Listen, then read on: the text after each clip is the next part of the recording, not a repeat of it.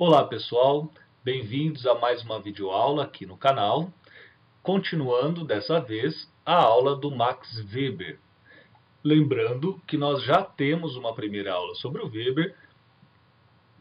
Nessa primeira aula eu explico a sua metodologia, ou seja, como que ficou conhecida a maneira de olhar para a realidade do Weber, que seria o historicismo ou a sociologia compreensiva, e também comento a categorização que o Weber faz de tipos ideais, certo?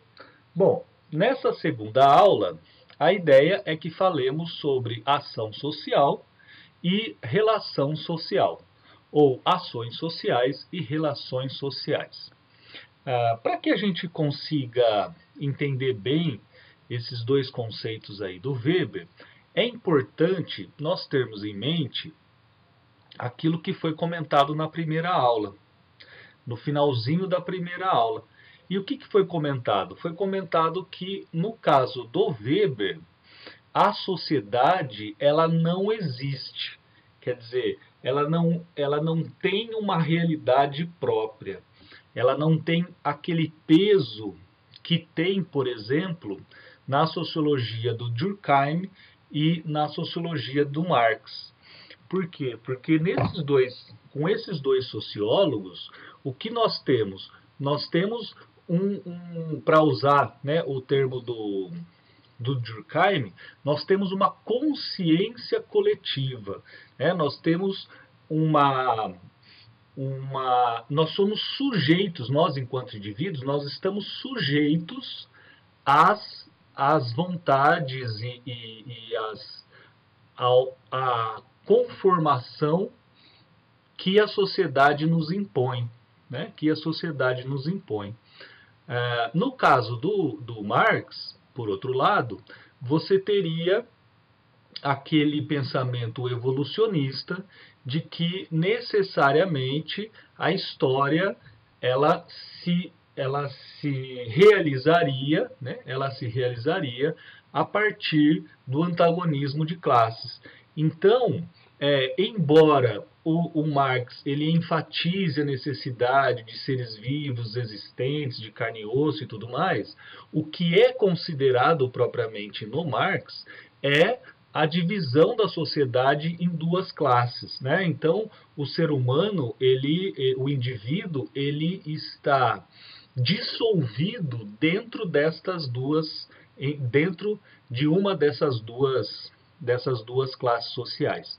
E no caso do Durkheim, né, não precisaria nem discutir muito a influência que a sociedade impõe sobre o indivíduo, haja vista todo o seu estudo sobre suicídio, certo? No caso, então, do Weber, essa força que a sociedade impõe sobre cada um de nós, ela não é verdadeira. Por quê? Porque para o Weber, as relações sociais, os fenômenos sociais, eles se resumem às ações dos indivíduos.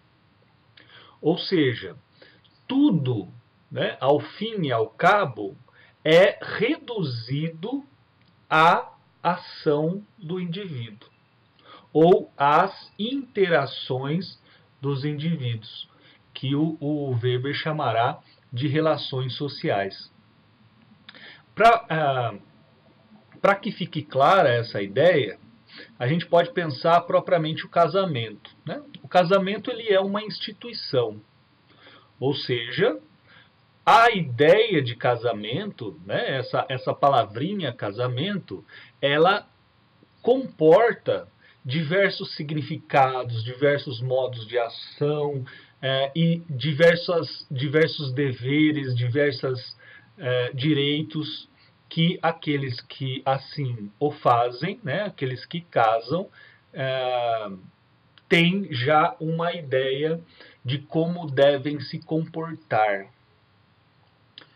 No caso do Weber, essa instituição, casamento, ela de fato existe. mas ela poderia não existir. Quando que ela poderia não existir? Quando os indivíduos de carne e osso, viventes e tal, quando esses indivíduos deixassem de dar sentido a ela. Em outras palavras, quando eles deixassem de se casar. Certo? Então tudo no Weber se resumirá à ação do indivíduo. Né? A maneira com que o indivíduo age, a sua conduta. Né? A sua conduta. Certo, gente? Então, para que a gente possa avançar aqui no pensamento do Weber, agora eu acho que fica um pouco mais claro para nós fazermos essa introdução à ação social. Então, quer dizer, em outras palavras, o que o sociólogo irá estudar na sociedade são as ações sociais e relações sociais. Certo? Essa é a ideia. Bom, então, começando com a definição de ação social, nós temos que ela é uma conduta individual dotada de sentido. Simples, né? Ação social é a conduta de alguém, ou se você quiser, para repetir o termo, é a ação que alguém desempenha socialmente, não biologicamente, por exemplo, espirrar, né? Bocejar, etc. Então, uma ação que o indivíduo realiza socialmente, uma ação que o indivíduo realiza socialmente e que ele assim a faz pensando em um sentido, tendo um sentido com a sua ação. Este sentido, gente, a gente pode entender como um modo de expectativa. Né? Quer dizer, eu ajo de determinado modo, então aqui tem um indivíduo, ó, eu ajo de determinado modo, esperando que o outro sujeito entenda este modo, o porquê de eu ter agido assim. A relação social, ela se dá justamente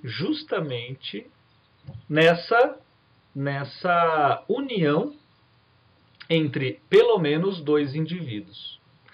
Eu ajo de tal modo, esperando que esse sujeito corresponda, ou melhor, que ele entenda o que eu quis dizer com a minha ação.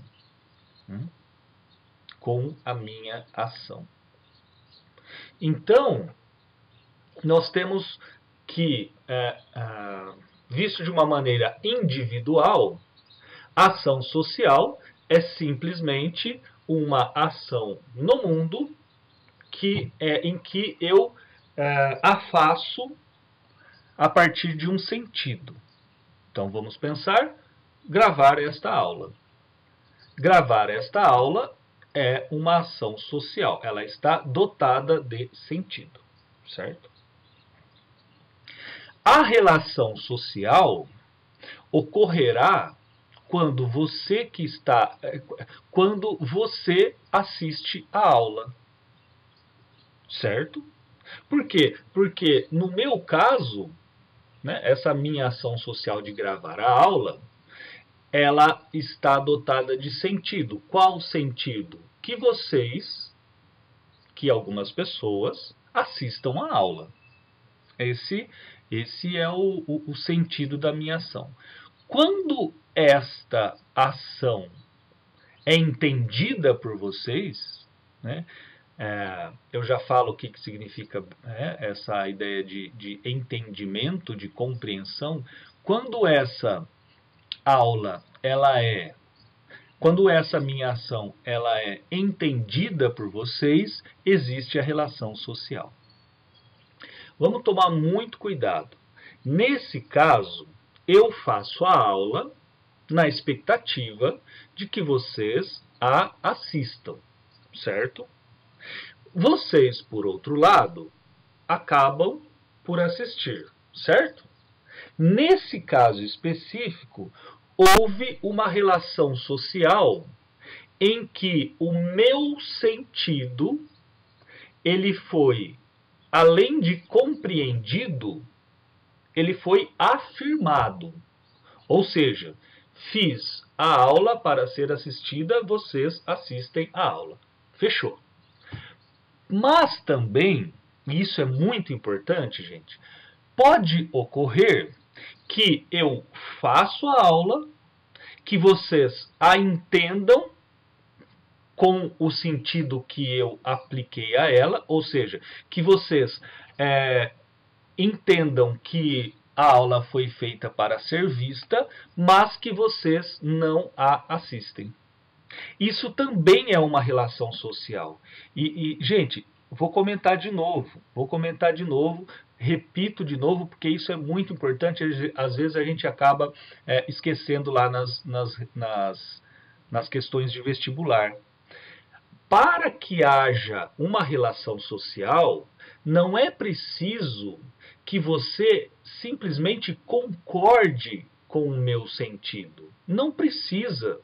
O que é necessário? É necessário que você entenda o sentido da minha ação. Mesmo que você não haja de acordo com ele. Certo? Dá um exemplo que é o exemplo mais clássico para a gente entender essa ideia de relação social. Imagina que tenha lá Carlos. Carlos é afim de Ana, certo? Carlos compra um buquê de rosas e entrega para Ana. Carlos convida a Ana para jantar.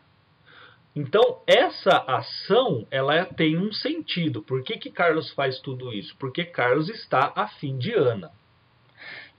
Ana, para que exista a relação social, Ana não precisa sair com Carlos. Ana não precisa aceitar o buquê de Carlos. Ana precisa dizer para Carlos, Carlos, não vai rolar, velho. Né? Não sou afim de você. Veja, o sentido da ação de Carlos foi entendido por Ana. E isso basta para o Weber. Né? Isso basta, isso é suficiente. Por quê? Porque significa que as duas pessoas elas estão dentro do mesmo barco, vai colocando assim. Né? Elas compreendem os sentidos da ação. Tudo bem, gente? Entendemos isso? É muito, muito importante. Porque normalmente nós esquecemos. A gente acha que é só o sentido ele tem que ser correspondido. Correspondido aqui, ele tem que ser correspondido, né? Fique claro. Mas essa correspondência, ela não precisa ser a aceitação, né? A obrigatoriedade em aceitar. Quer dizer, eu faço a aula, se você quiser assistir, você assiste. Se você não quiser, não assiste. Não assiste. Bom, então tudo bem. Avançando então, vamos para os tipos de ações sociais. Moçada, aqui também é necessário que você tenha em mente a ideia de tipos ideais, tá? De tipos puros, tipos ideais, que foi falado lá na primeira aula. Ou seja, comentando muito rapidamente para quem está assistindo só a esta aula, o que nós vamos falar agora, né, essa ideia de tipos de ações sociais, são tipos puros de ações sociais. Então, quer dizer, o Weber, ele observou a realidade, isso que são tipos puros, né? Ele observou a realidade e abstraiu da realidade, retirou da realidade, né, puxou da realidade alguns pontos que lhe interessavam e outros pontos que não lhe interessavam. Né? Então, os tipos ideais, os tipos puros, eles não ocorrem na realidade, mas eles são importantes para compreender a realidade. O que eu falei na primeira aula, eu repito aqui.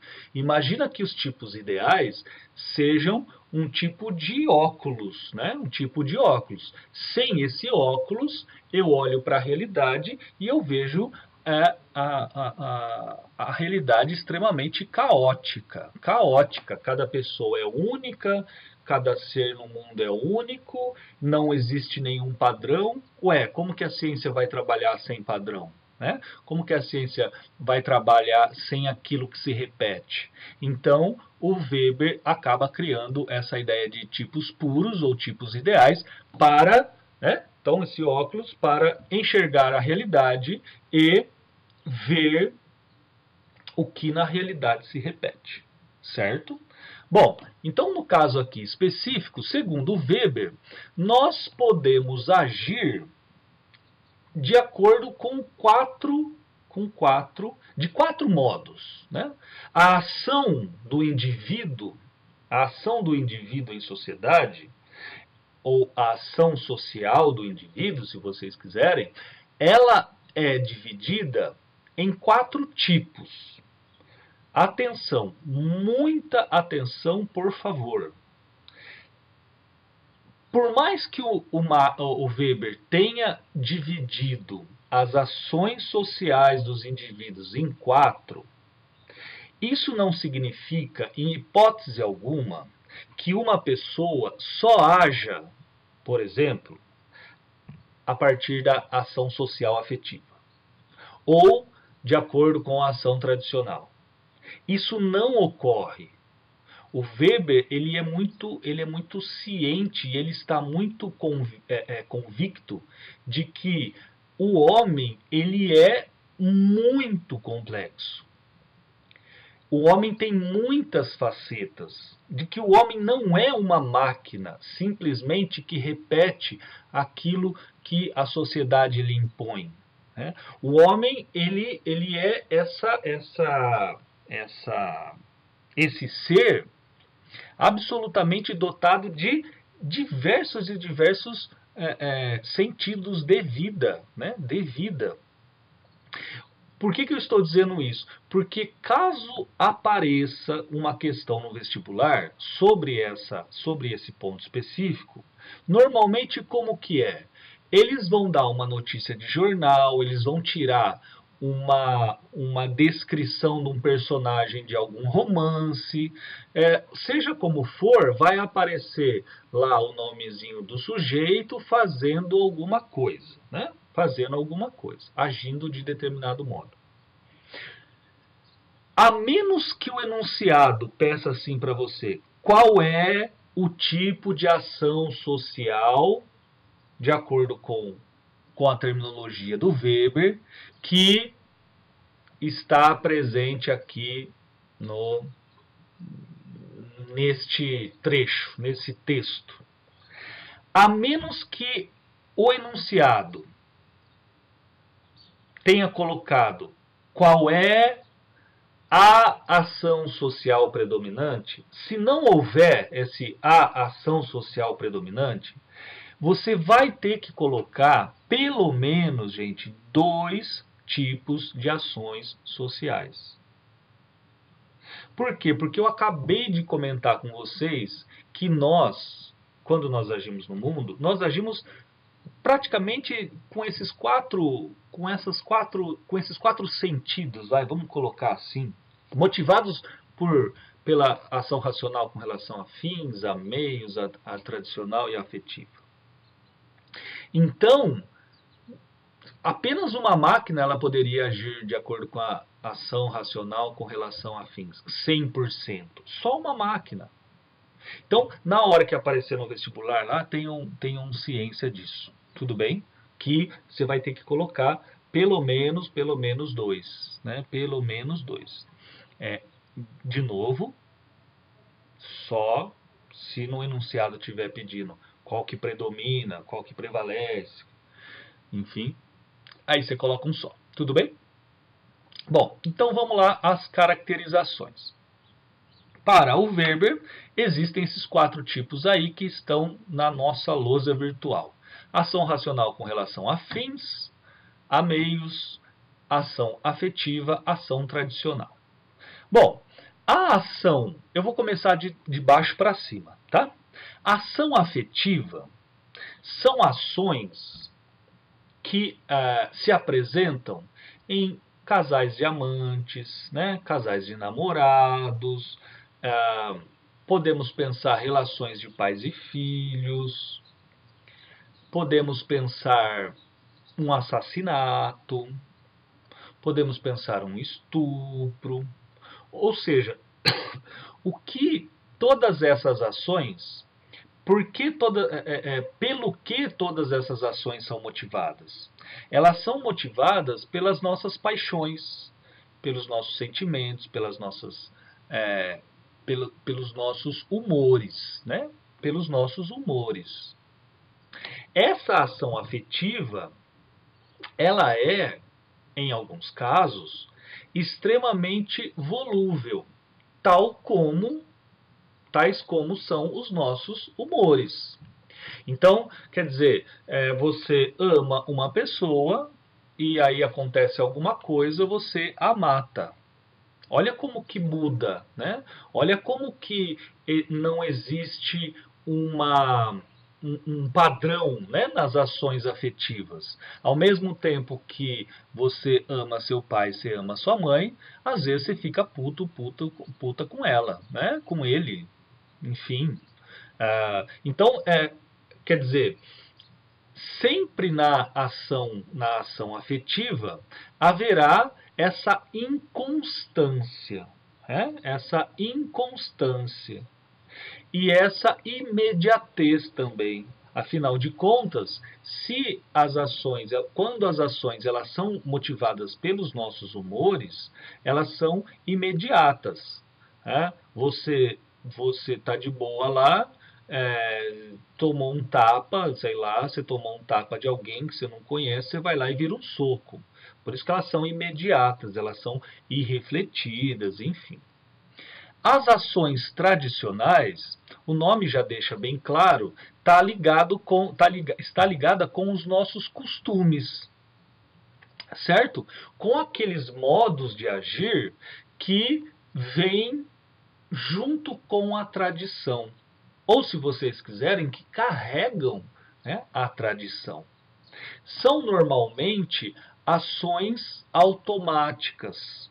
Né? Automáticas. Por exemplo, você saiu na rua de manhã, aí você fala, manja, bom dia. Quer dizer, pode ser que você queira de fato desejar bom dia, mas por mais que você, indivíduo João Antônio da Silva Sauro, queira desejar bom dia, não é verdade que todos, quando falam bom dia, desejam de fato que a pessoa tenha um bom dia. É um costume repetido por indivíduos viventes e que não tem uma data de criação específica. Por isso que o Weber ele irá dizer, né, até ele vai fazer uma identificação de ação tradicional com uma ação imitativa. Imitativa, claro, né? Claro. Você repete o almoço que você, enquanto filho, fazia com seus pais, você agora, como pai, repete com seu filho. Né? As brincadeiras que você tinha com seu pai e com a sua mãe, agora você, como pai, faz a mesma com seu filho. E eu acho que já deu para entender. Né? Bom dia, boa noite, oi, tudo bem? Né? Oi, boa noite, tudo bem? Oi, boa noite, tudo bem? Quero pedir uma pizza. Quer dizer, você nem espera falar, né? E quando a pessoa fala, eu tô bem, e você? Mano, você dá até um, né? Você dá até causa até aquele espanto. Por quê? Porque é tão automático que nós falamos isso que nós não esperamos que haja uma resposta para o oi, tudo bem, né? Oi, tudo bem. Então, nesse caso específico, é complicado, dirá o Weber, entender, ou verificar, melhor dizendo, na ação tradicional, também na 4, mas isso está mais presente na 3. Na ação tradicional, é difícil para o sociólogo distinguir até que ponto o oi, tudo bem, o oba, o etc, etc, seja dotado de sentido, ou seja, que a pessoa, ao falar oi, tudo bem, e repetir as brincadeiras e tudo mais, ela tenha consciência do que essa sua ação carrega. Porque normalmente ela não tem, afinal de contas, se é uma ação imitativa, eu vou repetindo conforme a tradição, né? O cabelo curto para o rapaz, o cabelo comprido para a moça, e assim sucessivamente, né? E assim sucessivamente. Agora, então significa que a 3 e a 4, elas, elas estão presentes. Claro, nós somos seres complexos, elas estão presentes nas ações dos indivíduos, porém, elas não necessariamente, elas não servem muito bem para que para o objeto de estudo do sociólogo, né? Elas não se prestam muito a essa função, né? Elas não servem muito para que o sociólogo, a partir delas, consiga formular leis causais. Lembra-se da aula 1, né? Da sociologia compreensiva e do historicismo. Elaborar leis causais sobre a realidade. A 3 e a 4 é muito pouco, né? É muito pobre nesse sentido. Por quê? Porque elas variam. No caso da 4, porque elas oscilam muito. Então, tudo que é motivado pelo afeto, não existe uma padronização, né? Não existe um padrão, né? Um padrão de ação. E a ação tradicional é uma ação mais imitativa, portanto, talvez o sujeito ele não entenderia propriamente por que ele faz o que ele faz, né? Afinal de contas, se ela é imitativa é porque ele repete aquilo que ele viu, né? Que ele experimentou de gerações passadas. Agora, a ação racional com relação a fins e a valores, estas sim são ações importantes para o estudo do sociólogo, né? Para o estudo do sociólogo, segundo o Weber, lógico. Bom, vamos lá então a elas. Aí a gente vai na primeira e depois na segunda. A ação racional com relação a fins. Primeiro, a palavrinha aí racional significa a ideia de organizar, calcular, ponderar, refletir. Ou seja, é essa razão subjetiva, essa faculdade humana em organizar no pensamento, né, em organizar mentalmente, se vocês quiserem, coisas. Em definir mentalmente coisas. Isso que é a capacidade da razão, a razão subjetiva, tal como o Horkheimer coloca lá no Eclipse da Razão. Então, e agora, esses fins significam objetivos, metas, certo? Então, o Weber ele está dizendo assim, ele está dizendo que o homem ele pode ter um tipo de ação no mundo em que ele estipula um determinado fim, um determinado objetivo, uma determinada meta, e que, por meio da razão, ou por meio do cálculo, por meio da ponderação, por meio da escolha, por meio da... enfim, ele irá selecionar, né? A razão ela vai fazer isso. Ela vai selecionar quais serão as melhores atitudes a serem tomadas para que o meu fim seja obtido, para que o meu fim seja realizado. Né? Isso que é a ação racional com relação a fins. É o sujeito que se estipula uma meta, coloquemos, vai? Não, ainda sem exemplos. Então ele coloca uma determinada meta e aí ele vai, a partir desta seleção, a partir da razão, ele irá agir, então, a partir daquela, ele fará coisas que ele assim considerou serem mais eficientes, mais eficazes, mais úteis para a obtenção da sua finalidade. Quer dizer, ele aqui nessa 1, ele tira de si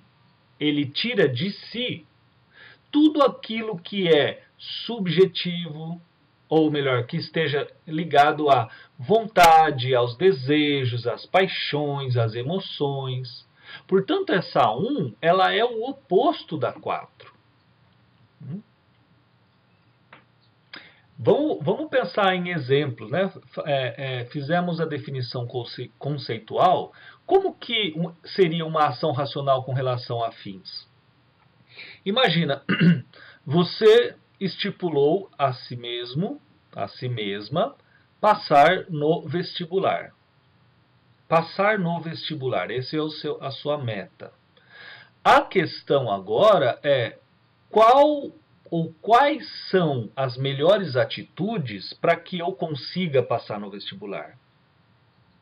Pronto. Imagina que você, afinal de contas é isso que o sociólogo faz, né? Ele estipula relações causais. Imagina que você passe, ou seja, você conseguiu conquistar, né? Você conquistou o seu objetivo, passar no vestibular. Aí, lá em 2021, isso acontecerá, né? Acontecerá. Lá em 2021, você será convidado pela escola para dar uma palestrinha, dar uma injeção de ânimo lá para a molecada do terceiro e para o curso, certo? E eles vão perguntar para você, ou você mesmo irá dizer, como foi o seu trajeto. Né? Como foi o seu trajeto. Então você disse lá, falou assim, ó, passei no vestibular, fins, né? Passei no vestibular. Aí você começa a contar como foi que você conseguiu passar no vestibular. Aí você diz assim, eu estudava 52 horas por dia. Eu fazia 970 exercícios de matemática, 500 mil de física, 300 milhões de biologia. E papapá, e papapá. Né? Você vai fazendo todo. Aí o sociólogo irá dizer assim, né? O weberiano que está te escutando, ele vai dizer, olha, a sua ação ela é um exemplo claro, de uma ação racional com relação a fins. Por quê? Porque você escolheu os meios mais eficazes para passar no vestibular. Ou seja, você, ao invés de ir para o churrasco, que seria uma ação afetiva, ou também tradicional, dependendo do contexto, né? Então, seria lá uma ação, se você fosse para o churrasco, você estaria motivado pelos seus desejos, pelos seus humores. Se você ficasse só assistindo seriado, você estaria...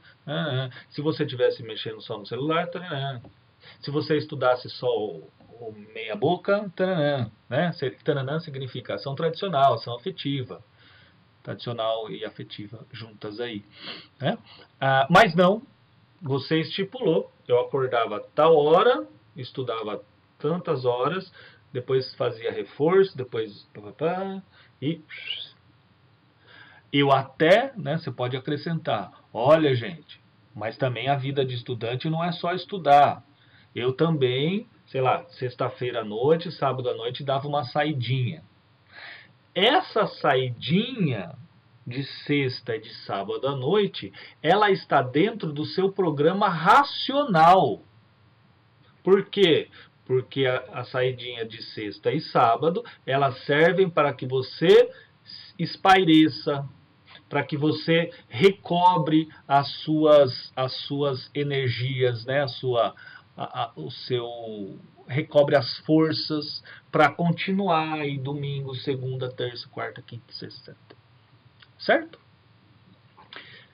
Por exemplo, ganhar dinheiro, aplicar na bolsa de valores. Aplicar na bolsa de valores você colocou lá o seu fim. Qual que é, ou então, quais seriam as ações racionais para que me motivariam à aplicação do dinheiro na bolsa? Se alguém te perguntar, mas por que você aplicou o dinheiro na bolsa? Você diz, porque a minha mãe falou, porque eu sonhei, porque eu vi lá no horóscopo do João Bidu. Mano, nada de racional. Né? Então, quais seriam os meios mais eficazes? Quais seriam os meios mais úteis? Quais seriam aqueles meios que me ajudariam que me ajudariam a obter a minha finalidade de maneira mais rápida, de maneira mais lucrativa. Aí você diz, não, eu apliquei o dinheiro na bolsa, mas antes eu fiz uma pesquisa, eu contratei especialistas para que me dissessem quais ações deveria comprar, etc, etc, etc. Certo? Bom, e, finalmente, a ação racional com relação a valores. Do mesmo modo que é uma ação pensada, ponderada e organizada, seletiva, enfim, do mesmo modo, então, que a primeira, a segunda ela se refere a valores e não a fins. Esses valores significam princípios. Esses valores, se vocês quiserem colocar, valores morais. Princípios que regem a vida do sujeito. Princípios que regem a vida do sujeito. Se você quiser, virtudes. Não é uma palavra comum. Nem a Weber, nem a sociologia, virtudes. Mas se você acha que facilita, né, isso aí não vai te prejudicar na compreensão. Valores seria, por exemplo, sujeito que é motivado, que leva a sua vida de acordo com a honestidade. Com a honestidade. Quer dizer que a honestidade é aquilo que norteia a sua vida, é o princípio último, e que as suas ações elas sempre terão como pano de fundo a honestidade. Tudo que você faz é para perseguir este fato. É perseguir esta ideia. Né? É obedecer a esta ideia. Então, o sujeito estava na rua, ele viu cair uma carteira, abriu a carteira tinha lá uma puta de uma grana, e o cara, ele estava desempregado, ele estava precisando de dinheiro na família dele, aqueles casinhos, sabe, que aparece aí no Jornal Nacional, no Fantástico de vez em quando. Aí Junto com o dinheiro também tinha os documentos da pessoa. Esse sujeito, ele vai, ele liga para a pessoa, fala, ó, acabei de achar sua carteira aqui, velho. Tá cheio de dinheiro. Como que faz para buscar? Você não vai vir buscar? Aí o cara vai lá, né, o dono da carteira. Ele vai lá, ele abraça o sujeito. E vai IPTV, e vai Globo, e vai Record, e vai o cacete A4. Vai tudo lá para mostrar que o cara é honesto, né? Aí, aí o cara é, é, aí pergunta para ele, mas pergunta para ele não vai fazer isso assim explicitamente, mas vai contar a história. Joãozinho com 7 filhos, desempregado, mulher desempregada, que mora no barraco tal. Então vai fazer todo aquele sensacionalismo do sujeito, ou seja, o cara ele é realmente pobre, miserável, e ele precisaria do dinheiro. Talvez muito mais do que o dono próprio da carteira. Porém, a reportagem ela tem a intenção de enaltecer esses valores, ou este valor específico que é a honestidade. E aí vai lá perguntar, fala, olha, o senhor devolveu, tá? Né, porque era o que eu deveria fazer. Tá vendo que se você não compreende muito bem o que significa esse racional, você cai do cavalo, você toma um capote. Por quê? Porque o sujeito ele não tinha comida, ele não tinha condições financeiras, ele não tinha condições materiais. O racional para tornar a sua vida melhor era ficar com o dinheiro. Porém, especificamente com este sentido dentro da sociologia weberiana, vou colocar entre trilhões de aspas, tá? Trilhões de aspas. É natural que ele devolva o dinheiro. Por quê? Porque ele é motivado pela honestidade. Então, nada mais óbvio, isso na cabeça desse sujeito, nada mais óbvio do que devolver o dinheiro. Honestidade. Eu falei que chegaria 8 horas lá no encontro. Dizer sempre a verdade, esse é outro valor. Eu disse que chegaria 8 horas da noite lá no encontro. E aí eu sou essa pessoa que sempre que é motivado, né, que é guiado por dizer sempre a verdade. Então eu me arrumo todo, faço todo o bagulho lá que tem que fazer e vou para o encontro. Só que aí chega, sei lá, 7h40, furo o pneu do carro. E não vai dar tempo, não vai dar tempo, não vai dar. Se eu for de fato, no nosso mundo ideal, eu sou 100%, 100% no mundo ideal. Eu já falei isso bastante aí, um pouquinho mais pro meio da aula, lá pelos 15 minutos, se você não lembra, retome. Vamos supor que no mundo ideal eu seja esse ser que só as minhas ações sempre são é, é, baseadas pelos valores, né? Mano, se furou o pneu e eu não vou conseguir manter a minha palavra, quer dizer, eu não vou conseguir manter às 8 horas, eu não vou conseguir chegar lá às 8 horas, se eu tiver a possibilidade de roubar o carro de alguém para manter a minha palavra de que eu chegaria às 8, eu faço. Se eu tiver que matar alguém, eu faço. Se eu tiver que chamar Uber, eu faço. Se eu tiver que chamar táxi, eu faço. Por quê? Porque o que interessa é manter essa minha palavra. Eu vou lá 8 horas estarei cheio de sangue, ou então, né, vindo de Uber, ou então correndo, ou então andando, sei lá o quê.